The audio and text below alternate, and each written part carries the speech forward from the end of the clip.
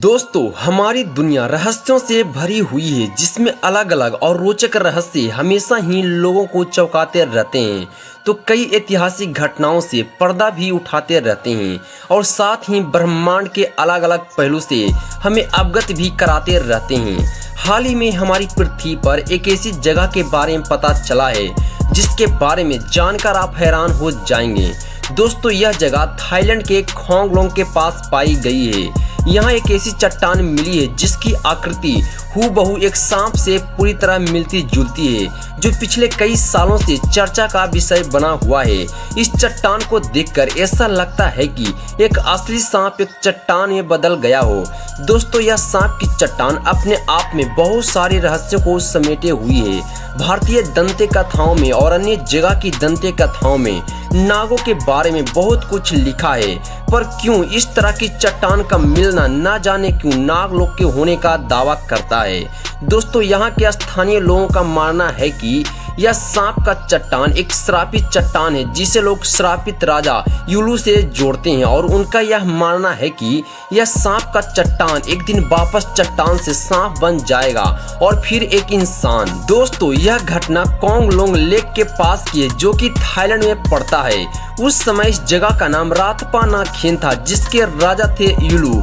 राजा युलू की पत्नी का नाम गम्बेलिया और पुत्री का नाम क्यूकमा था। क्यूकमा की शादी संपन्नता नाम के एक सुंदर युवक से हुई थी। संपन्नता के शादी के बाद उनका एक पुत्र हुआ था जिनका नाम फांगू था। फांगू बहुत ही बुद्धिमान और सुंदर युवक था। एक बार फांगू की मुलाकात एक बहुत सुंदर युवती नाग कन्या से हुई जिसे देखकर फांगू को उससे प्यार हो गया। समय के साथ साथ दोनों को मिलना जुलना होता रहा और फांगू ने नाग कन्या के सामने शादी का प्रस्ताव रखा और अपने साथ महल में रहने का पूछा। नाग कन्या इस बात से बहुत खुश हुई कि फांगू उससे बहुत प्यार करता है, किंतु मन ही मन उसे एक बात की चिंता थी कि जब फांगू को इस बात का पता चलेगा कि नाग कन्या मनुष्य नहीं है तो फांगू उसे छोड़ देगा। वास्तविकता में नाग कन्या सर्प योनि की एक महिला थी जिसे वहाँ की भाषा में नाका कहते हैं। नाग कन्या ने ही सबसे पहले फांगू को देखा था और उसे आकर्षित करने के लिए सुंदर स्त्री का रूप धारण किया था। अब इस दुविधा से बचने के लिए नाग कन्या नागलोक गई और अपने प्रेम से संबंधित बात अपने पिता को बताई जो नागलोक के राजा थे। नाग कन्या एक इंसान से शादी करना चाहती थी और इस बात से नागलोक के राजा बहुत परेशान थे क्योंकि आज तक कई भी इंसानों की और नागों की शादी नहीं हुई थी, इसलिए वो अपनी पुत्री की शादी एक इंसान से नहीं करना चाहते थे।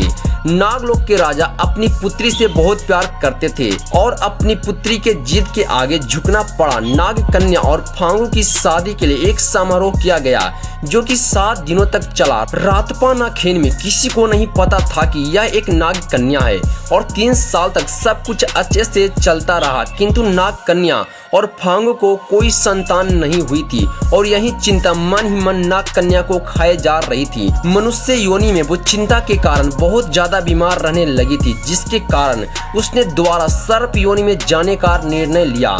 तभी एक नौकरानी ने नाग कन्या को इंसान योनि से सर्प योनि में बदलते हुए देख लिया। वो नौकरानी ये सब देखकर बहुत भयभीत हो गई और वहां से भाग गई और नाग कन्या के सांप में बदलने की बात आग की तरह पूरे राज्य में फैल गई।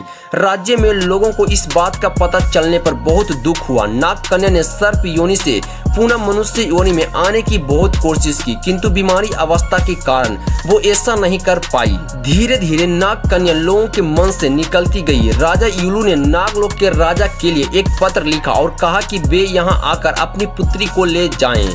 फांगू ये सब देखकर बहुत उदास था क्योंकि वे नाग कन्या की कोई मदद नहीं कर पा रहे थे। नागलोक के राजा अपनी पुत्री से बहुत प्यार करते थे और जब वे अपनी पुत्री से मिलने आए तो अपनी पुत्री की इस दशा से वे बहुत क्रोधित हुए और अपनी पुत्री को अपने साथ लेकर चले गए और जाते जाते कहा कि वे अपनी सेना के साथ वापस आएंगे और रातपा नाखेन का नामो निशान मिटा देंगे। उसी रात वे अपनी पूरी सेना के साथ वापस आए और रातपा नाखेन के सभी लोगों को मार दिया और रातपा नाखेन पूरी तरह से जलमग्न हो गया, जो कि आज वर्तमान में खोंगलोंग वांग के नाम से जाना जाता है। नागलोक नरेश ने राजा यूलू को एक नाग बना दिया और ये श्राप दिया कि वे इस योनि से तब तक मुक्ति नहीं हो सकते हैं जब तक रातपानाखेन पूरा एक शहर नहीं बन जाता है। और यहाँ के लोगों का यही मानना है कि पत्थर से बना ये नाग राजा यूलू हैं जो इंसान से सर्प बन गए थे।